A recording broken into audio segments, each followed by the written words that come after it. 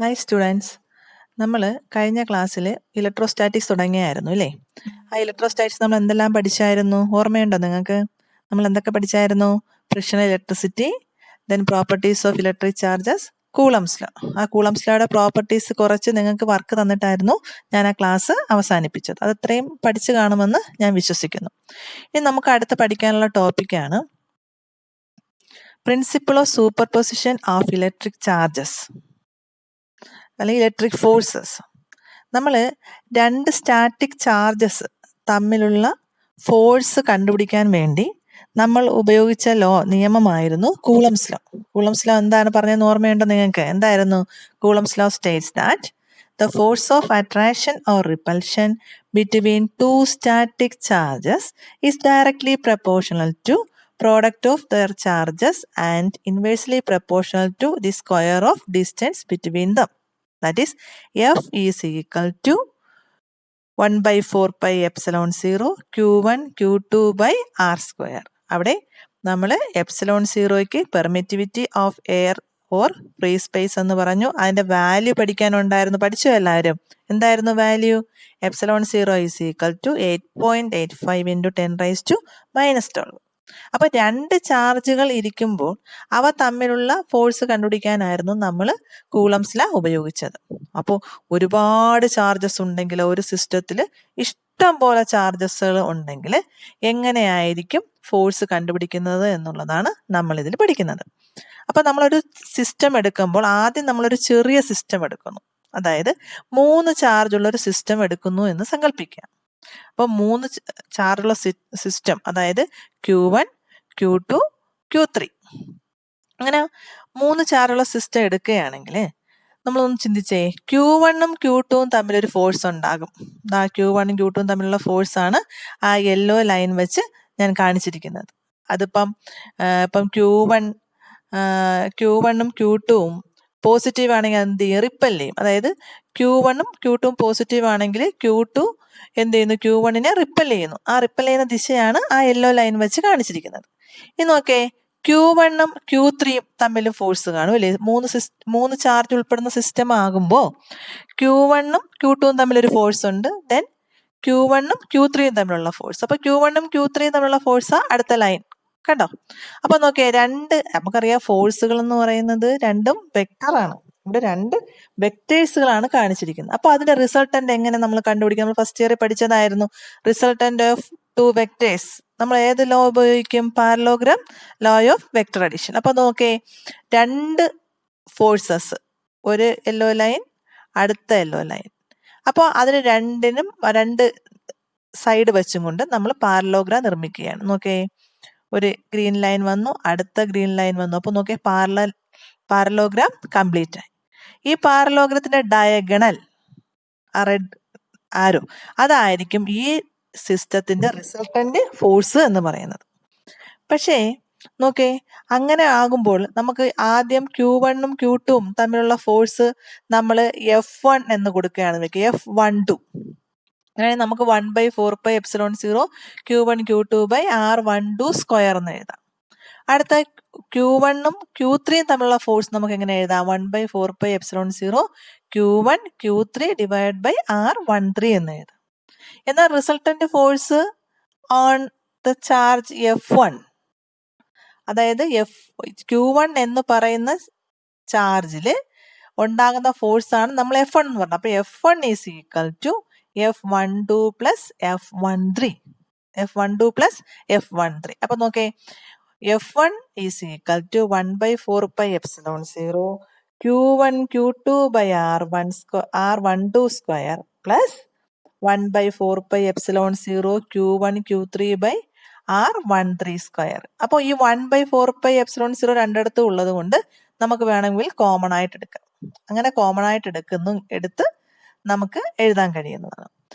അപ്പോ അങ്ങനെ കോമൺ ആയിട്ട് എടുക്കുകയാണെങ്കിൽ ഇക്വേഷൻ എങ്ങനെ വരും? 1 by 4 pi epsilon 0 Q into Q1 Q2 by R12 square plus Q1 Q3 divided by R13 square എന്ന് വരും. അത് 3 സിസ്റ്റം ഉള്ളപ്പോഴാണ്. അതേസമയം ഇപ്പം നമുക്ക് തൊട്ട് അതായത് 3 സിസ്റ്റത്തിന് പകരം ഒരു ലാർജ് നമ്പർ ഓഫ് ചാർജസ് ഉണ്ടെങ്കിൽ നമുക്ക് എങ്ങനെ എഴുതാമെന്നുള്ളതാണ് നോക്കുന്നത്. അതായത് if there are A large number of charges then the total force on Q1 by all the other charges can be written as എങ്ങനെ എഴുതാം? F1 is equal to നമ്മൾ 1/4πε0 എല്ലായിടത്തും വരുന്നുണ്ട്, അത് വെളിയെടുത്തിരിക്കുകയാണ്. അപ്പോൾ Q1 Q2 by R12 square, then Q1 Q3, then Q1 Q4, അങ്ങനെ Q1 Q5 അങ്ങനെ n വരെ. അപ്പോൾ Q1 Qn ഇങ്ങനെ വരും. ഇങ്ങനെ വന്ന് ഡിവൈഡഡ് ബൈ R12 ഉണ്ട്, R13 ഉണ്ട്, R14 ഉണ്ട്, R1n ഉണ്ട്, അങ്ങനെ സ്ക്വയർ ഇട്ട് എഴുതും. അങ്ങനെയാണെങ്കിൽ നമുക്ക് ഇക്വേഷൻ നമുക്ക് ഇങ്ങനെ കിട്ടി. അപ്പൊ ഈ ഇക്വേഷനെ വേർഡിലാക്കുകയാണെങ്കിൽ, വാചക രൂപത്തിലാക്കുകയാണെങ്കിൽ നമുക്കിങ്ങനെ പറയാം. നമുക്കെങ്ങനെ പറയാം? It States that if A system consist of A large number of charges, അതായത് ഒരു സിസ്റ്റത്തിൽ ഒരുപാട് ചാർജസ് ഉണ്ടെങ്കിൽ then the resultant force on a given charge, ഇവിടെ given charge എന്ന് പറയണം Q1 ആണ്. അപ്പൊ Q1 എന്ന് പറയുന്ന ചാർജിൽ മറ്റ് ചാർജുകൾ മൂലം ഉണ്ടാകുന്ന ഫോഴ്സ് എന്ന് പറയുന്നത് is equal to the vector sum of forces exerted on it by all the remaining charges. അതായത് മറ്റുള്ള ചാർജുകൾ Q1ൽ എത്രത്തോളം ഫോഴ്സ് ഉണ്ടാക്കുമോ ആ ഫോഴ്സുകളുടെ എല്ലാം വെക്ടർ സം എടുത്താണ് നമ്മൾ ടോട്ടൽ ഫോഴ്സ് കാണുന്നത്. ഇതിനെയാണ് പ്രിൻസിപ്പിൾ ഓഫ് സൂപ്പർ പൊസിഷൻ എന്ന് പറയുന്നത്. അപ്പൊ പ്രിൻസിപ്പിൾ ഓഫ് സൂപ്പർ പൊസിഷൻ പറയുന്നത് എന്താണ്? ഒന്നിലധികം, അതായത് നമുക്ക് പറയാം ഒന്നിലധികം ചാർജുകളുള്ള അല്ലെങ്കിൽ ഒരുപാട് ചാർജുകൾ ഒരു സിസ്റ്റത്തിൽ ഏതെങ്കിലും ഒരു പർട്ടിക്കുലർ ചാർജിൽ മറ്റു എല്ലാ ചാർജുകളും ഫോഴ്സും ഉണ്ടാക്കും. ഒരുപാട് ഫോഴ്സുകളുണ്ട്. അപ്പൊ ആ ഫോഴ്സിന്റെ റിസൾട്ടന്റ് കാണുന്നത് എങ്ങനെയാ? ആ ഓരോ ഫോഴ്സിന്റെയും വെക്ടർ സമ്മുകൾ എടുത്തിട്ടാണ് നമ്മൾ എന്ത് കാണുന്നത്? റിസൾട്ടന്റ് ഫോഴ്സ് കാണുന്നത്. ഇങ്ങനെ പറയുന്നതിനാണ് principle of superposition of electric forces എന്നറിയപ്പെടുന്നത്. അപ്പൊ വളരെയധികം ശ്രദ്ധിക്കാം. അപ്പൊ ഈ ഇങ്ങനെ എഴുതിയിരിക്കുന്ന ഈ ഇക്വേഷന് നമുക്ക് വേണമെങ്കിൽ ഒന്ന് ജനറലൈസ് ചെയ്ത് എഴുതാൻ കഴിയും. സിഗ്മ ഇട്ടിട്ട് എഴുതാം. നോക്കേ, 1/4πε0 Q1 എല്ലായിടത്തും ഉണ്ട്, അത് നമ്മൾ വെളിയെടുക്കുന്നു. Then sigma I is equal to 2, പിന്നെ 1 വേണ്ടല്ലോ, 2 മുതൽ n വരെ QI by R1I സ്ക്വയർ എന്ന് എഴുതുന്നു. ഇതിനെയാണ് ഈ ഇക്വേഷൻ വെച്ചിട്ട് നമുക്ക് n ചാർജസ് ഉള്ള സിസ്റ്റത്തിലുള്ള ടോട്ടൽ ഫോഴ്സ് കാണാവുന്നതാണ്. This is a general equation for the force acting on a charge Q1 due to a system of n charges. അപ്പോൾ ഇത് ശ്രദ്ധിച്ച് പഠിക്കുക. ഇനി അടുത്ത നമുക്ക് പഠിക്കാനുള്ളത്, ഞാൻ കഴിഞ്ഞ ഇതിൽ നിങ്ങൾക്കൊരു വർക്ക് തന്നായിരുന്നു, കൂളംസ് ലോയും ന്യൂട്ടൺസ് ഗ്രാവിറ്റേഷണൽ ലോയും തമ്മിലുള്ള കണക്ഷൻ എഴുതാനായിട്ട്. കുറച്ചു പേരൊക്കെ എഴുതി കാണിച്ചു, എങ്കിലും അതിലോട്ട് പോയിന്റ്സുകൾ ആഡ് ചെയ്യുക. അതായത് ബോത്ത് ഒബൈസ് ഇൻവേഴ്സ് സ്ക്വയർ ലോ.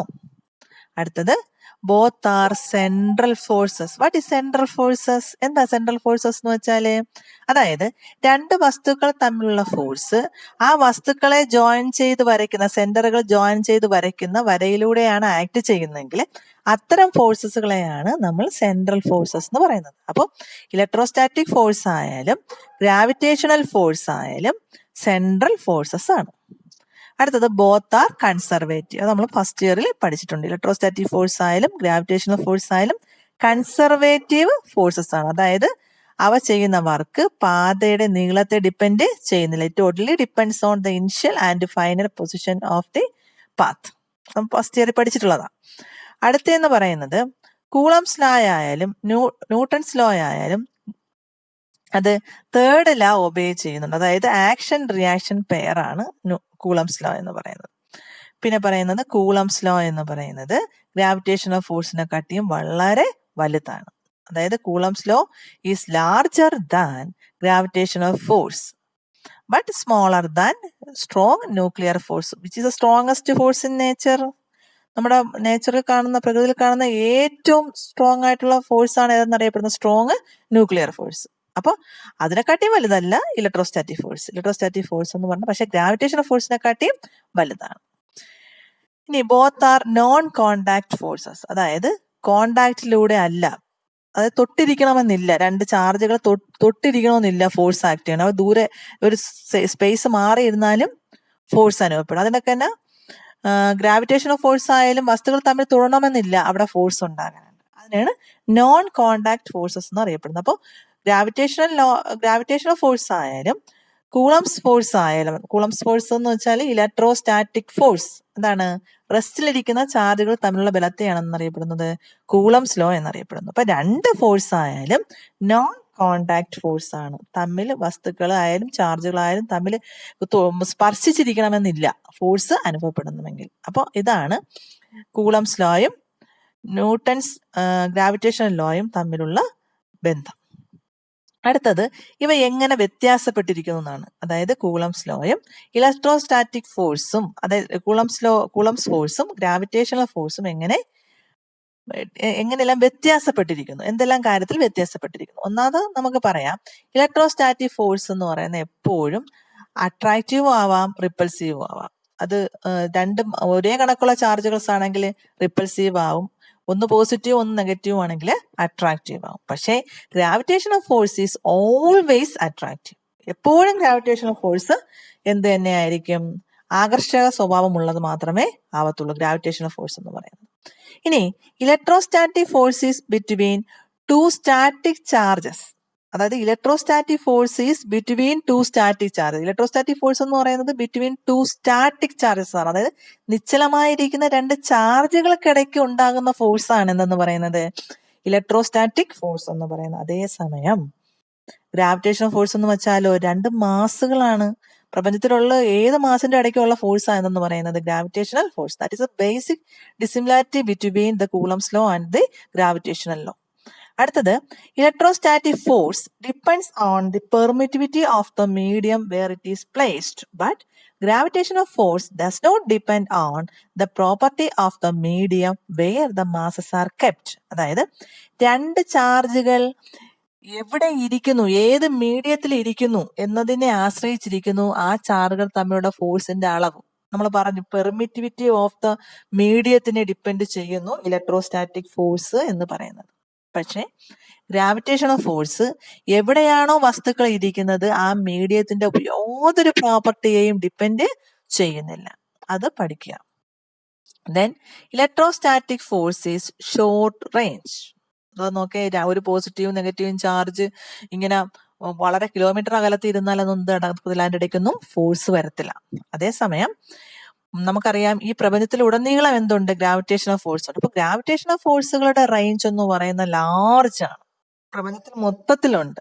അതേസമയം ഇലക്ട്രോസ്റ്റാറ്റിക് ഫോഴ്സ് എന്ന് പറയുന്നത് ഷോർട്ട് റേഞ്ച് ആണ്. അടുത്ത നിങ്ങൾ ഒന്ന് മനസ്സിലാക്കാനാണ്. ചിലപ്പോൾ 1/2 മാർക്കിനോ 1 മാർക്കിനോ ഒക്കെ അവിടെയും ഇവിടെ നിന്നൊക്കെ പരീക്ഷയ്ക്ക് ചോദിക്കാറുണ്ട്. അതായത് the ratio of electrostatic force to gravitational force between an electron and a proton is found to be 2.27 into 10⁻39. എപ്പോഴും ഒരു 10⁻39 റേഞ്ചിലാണ് ഈ ഫോഴ്സുകളുടെ റേഷ്യോ വരുന്നത്. അത് ശ്രദ്ധിക്കുക. അത് ഞാൻ പറഞ്ഞതേ ഉള്ളൂ. അപ്പൊ ഇത്രയും ഈ വീഡിയോയിൽ പറഞ്ഞിട്ടുള്ള കാര്യങ്ങൾ നിങ്ങൾ പഠിച്ചു നോക്കുക. ഡൗട്ടുകൾ ഉണ്ടെങ്കിൽ ചോദിക്കുക. ശരി, താങ്ക് യു.